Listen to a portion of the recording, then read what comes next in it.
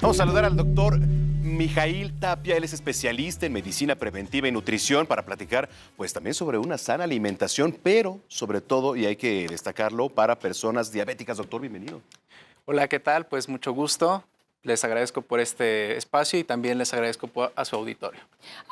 Yo tengo muchas preguntas con esto de la alimentación para los diabéticos, por supuesto, pero fíjate que a mí me llama la atención que hoy todos consumimos también productos sin azúcar como si eso fuera lo más sano para bajar de peso o para vivir. Y no importa si te vas al área de diabéticos y dices, esto es lo mejor para diabéticos porque no tiene azúcar las galletas.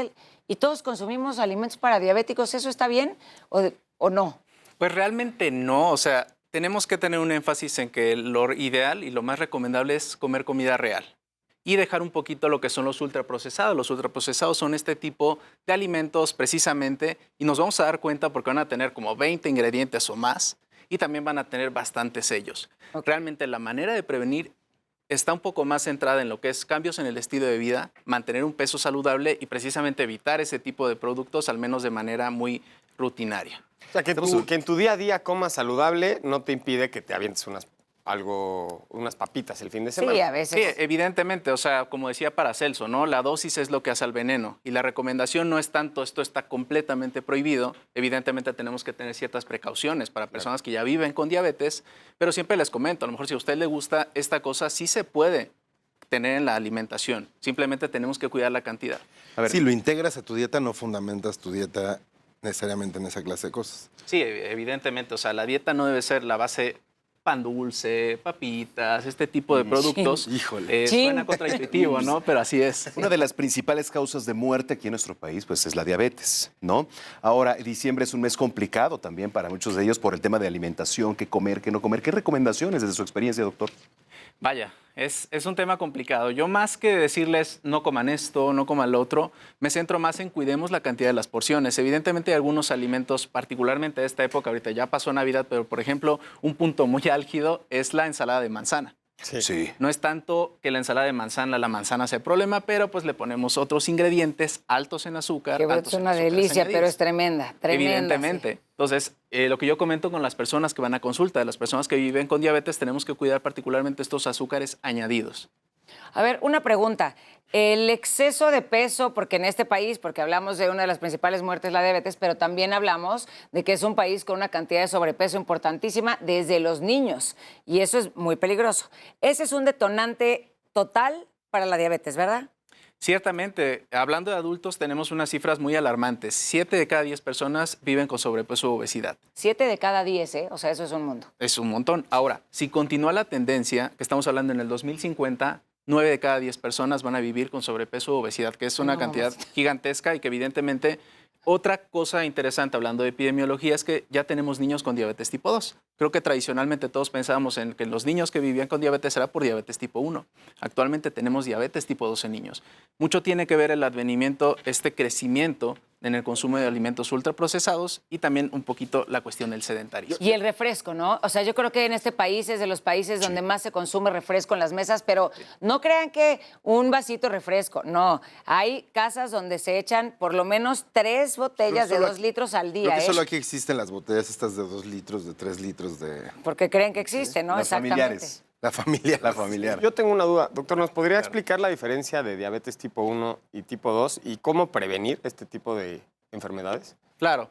La diabetes tipo 1 es un tipo de diabetes que se da por una enfermedad autoinmune. Es decir, el cuerpo se ataca a sí mismo. En este caso, el cuerpo ataca las células del páncreas que producen la insulina, que se llaman células beta.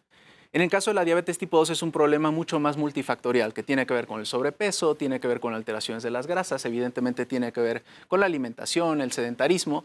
Y detrás de esto tenemos un fenómeno muy interesante que es el principal causante que se llama resistencia a la insulina. Okay. En el caso de la diabetes tipo 1 realmente hay poco que podamos hacer para prevenirlo. Finalmente es algo más que tiene una cuestión genética. Hereditaria. ¿No? Hereditaria. No es tanto hereditaria, digamos que es más genética, que es un poquito diferente. O sea, viene de fábrica, por así decirlo. Digamos, puede ser. Entonces, en ese sentido, más que nada, buscamos detectar tempranamente y evitar que los niños lleguen a urgencias, ya con una complicación. En el caso de la diabetes tipo 2, ciertamente todos los factores de riesgo son los que tenemos que reducir. ¿Y por qué está tan, bueno, no sé si usted sepa esto, pero por qué está tan normalizada la obesidad en este país? Porque siento que de repente es gordito, pero sano, los niños gorditos están sanos y se ven Gordibueno. bien bonitos. ¿Mande?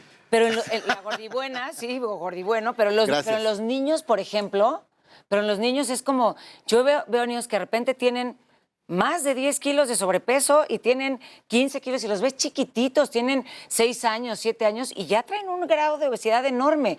¿Por qué lo hemos normalizado cuando la verdad es que no es la tortilla lo que engorda, sino las cantidades y la forma en la que lo hacemos, doctor? Pues es muy peligroso. Sí, no, es un tema complicado. Es una cuestión, evidentemente, un tema ahí cultural. Sí. Y si, bueno, lo que mencionamos, ¿no? Si 7 de cada 10 personas viven con sobrepeso o obesidad y uno ve, lo que ve en la calle, pues es lo que normaliza. Y entre más se siga persistiendo esta tendencia, va a ser más común pues que normalicemos estos pesos. Sí, ciertamente, la comida chatarra, los refrescos, este consumo es excesivo. Estamos hablando de que, al menos en estudios hechos en otros países, pero ciertamente se traslapolan a México, el 50% de las calorías o hasta el 50% de las calorías vienen de alimentos ultraprocesados, que en mayor o menor medida son comida chatarra. La recomendación es la alimentación. Digo, porque puedes estar bajo medicación, efectivamente, sobre todo para las personas diabéticas, pero si tú llevas una buena alimentación, creo que es la clave de Oye, esto. y además, perdón, pero por ejemplo, hay estas galletas que son muy famosas, que son muy ricas, pero por ejemplo, tienen estos hidrolizados, o ¿cómo se llaman? Como hidrógeno, no sé qué, que además les puede provocar no solamente diabetes, sino puede ser causante de cáncer, de un infarto, de todas estas galletitas que vemos y los que nos gustan mucho, panecitos rellenos y esas cosas, tienen un peligro enorme cuando se las ponemos a nuestros hijos como de lunch. Ciertamente, o sea, nos han vendido una idea de que un almuerzo saludable para un niño es un cereal, un yogurt, un jugo de naranja, y la realidad es que tendríamos que estar comiendo un poco más, regresando a lo que es la comida real, ¿no? Lo que es comer huevo, comer pollo, comer verduras. Tomar agua.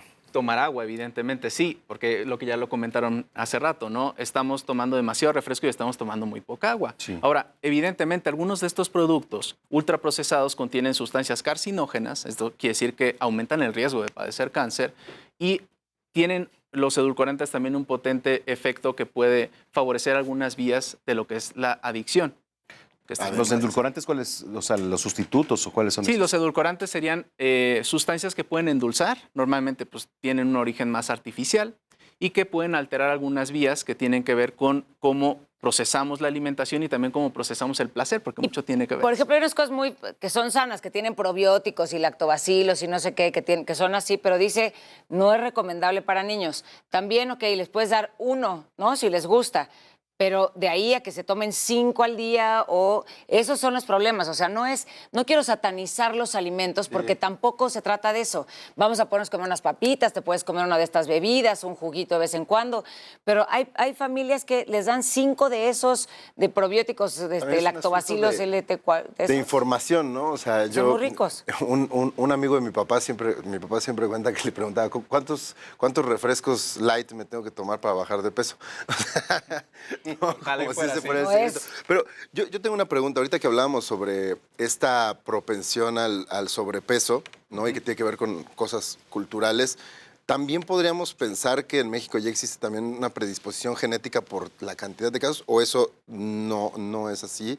Y todos podemos, con una alimentación sana, evitar llegar a tener este tipo de casos. Digo, hablando estrictamente de la obesidad, sí existen causas genéticas muy específicas, las cuales evidentemente tienen una tendencia más hacia la herencia, pero no explicarían la gran mayoría de los casos. O sea, no explicarían que tengamos una población con el 70%.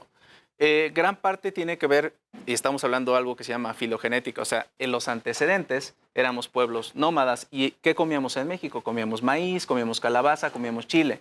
Y muchas veces lo que pasa y que hace que en algunas zonas tengamos tasas tan altas de obesidad es esta transición hacia una alimentación más occidentalizada, comida chatarra, cosas fritas y a lo mejor algunas Algunas personas pueden tolerarlo mejor. Ciertamente la población mexicana no lo estamos tolerando bien y esto está haciendo que aumenten tanto las tasas de Pues obesidad. mejor amarantos, semillas, cosas naturales, ¿verdad? Y eso es lo que tenemos que hacer, aunque, pues bueno, falta mucho en información, en que la gente también cambiemos este rollo cultural de la comida, porque además en México miedo a la las comida grasas, es amor y es ¿no? Y te sirven otro plato y es, no, ya estoy bien. ¿Qué no te gustó?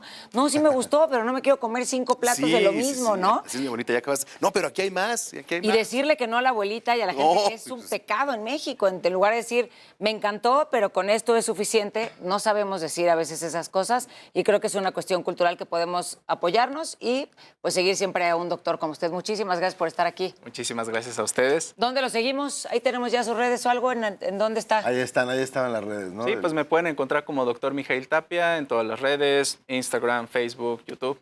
Perfecto. Ahí Pues está. ahí lo vemos. Gracias, Muchísimas doctor. gracias, doctor. Gracias a ustedes.